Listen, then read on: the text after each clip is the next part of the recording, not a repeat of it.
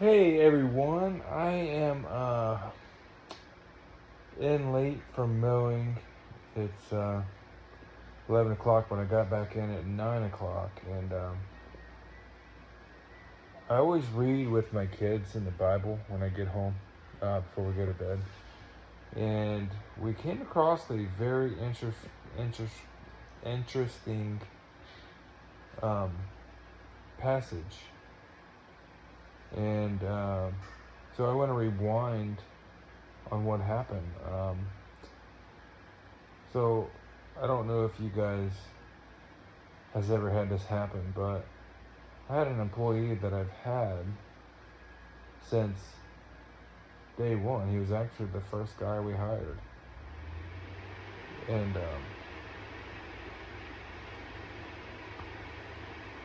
that's the air conditioner just turned on. So, anyways, yeah, we've been in business for about 5 years, and he was about 2 years into it. We started hiring people, and so he was one of the first ones who called, desperately looking for a job, and we gave him one part-time job. Um, so, um, he's gaining more respect, trusting him more with different jobs, and the last few years he's been driving a truck and having a little partner that we are very, very picky when it comes to people that gets to walk on these lawns and talks to customers and make sure everything's done perfectly, because we don't want to leave a yard halfway done. We want full potential of our yards looking the best. Okay? So what happens is you're not there, so you don't know what actually goes on. So integrity is a big deal. That's why I wait so long to cut someone loose to go and drive our trucks and operate our equipment without us being there and stuff like that. It takes a lot for us to trust people. So we get a call from a new customer saying that this person was offering to cut their lawn for a cheaper rate in their own little side business. Now, I don't know what that means, because I personally know this employee, and he does not have a lawnmower. He does not have a truck or a trailer. We mow his lawn. We've been mowing his lawn since he started working with us. And so let me know if anyone's had this problem with employees. And so I get this call when I'm working with him. Happen to be on the property with him, and we have about 2 more left. And so I'm just holding it to myself, waiting to get back to the shop and tell him. So I did do that, and he was very honest and says, yeah, he said that. And so right there, I had to cut him loose. Like, there's no way around that.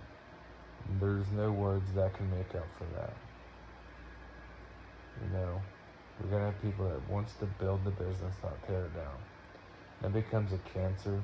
I've been part of many, many bad managed companies, and the worst mistake they can do is leave a bad apple on the team, and it just rots the whole organization. And I would rather shut the doors than keep someone there that I absolutely need, and I'm going to tolerate his behavior. There is no way I'm going to do that. No way. So we cut him loose, and so I just want to share this verse with you guys.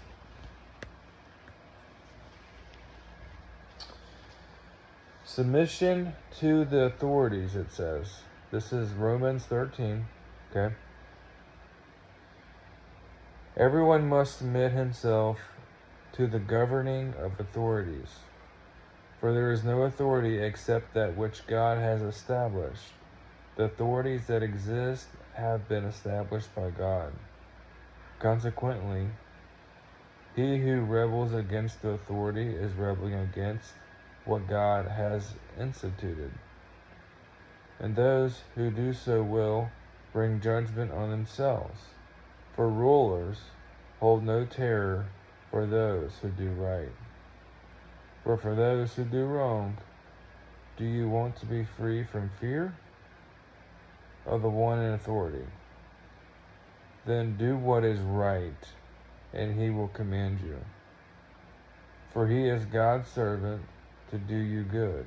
But if you do wrong, be afraid, for what does not bear the sword for nothing.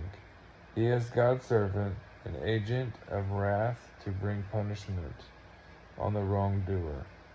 Therefore, it is necessary to submit to the authorities, not only because possible punishment, but also because of consequences. This is also why you pay taxes. For the authorities are God's servants, who give their full time to governing. Give everyone what you owe him. If you owe taxes, pay taxes. If revenue, then revenue. If respect, then respect. If honor, then honor. So that was right on point. You know, when you do things from your own desires, you're going against God's will. And when you go against God's will, you get the wrath. And naturally, we reap what we sow. So if it's bad, we get bad. Okay? If we get good, it's good. And the Bible also says you need to serve somebody else's company before you have your own company. Okay? And if you can't do that, then God will not give you your own company. You might try and fail and never try again. That's because you didn't honor the company you worked for before that. Okay? So just little words of wisdom here. I just wanted to talk about this real life stuff that small business owners, just like me, have problems with. I have a very small company, very small crew. We're growing, and we're growing. And one thing I don't want to do is grow in the wrong direction. I don't want the all for themselves, lying, cheating, stealing on our team. I would rather stay small if that's going to be the case. Okay? So keep this in mind for the builders out there. You got to make hard decisions. You got to make the right decisions, and you got to do it as soon as you feel it's right to do so. Okay? So this company is built on God's principles and trust and grace. A lot of grace. We hire a lot of people with colorful backgrounds. Okay? But when your heart is impure, you're going to have to go somewhere else. There's not a place for you here. So, just wanted to share my heart as a business owner and all the morals that come along with it, and it's just needs talked about. Okay. Thanks for watching this long, windy message. God bless you all. Bye.